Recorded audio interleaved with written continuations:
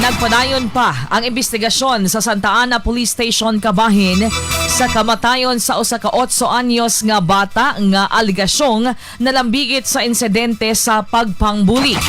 Sumala ni Police Major Mark Hedsel Colaste, ang hepe sa Santa Ana Police Station. Base sa initial nga findings sa physician, nakitaan og ang cause sa death sa mao nga bata mao ang traumatic brain injury o brain failure. Sumala pa. At paminahon ang tingog ni Police Major Mark Hedsel Colaste. Findings ng physician, meron po silang referral letter. Cause of death po is brain injury and traumatic brain failure and traumatic brain injury.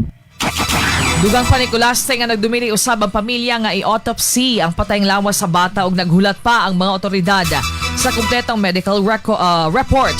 Lakip ang resulta sa ultrasound sa tiyan aron matino ang dugang detalye sa kamatayon sa maong bata.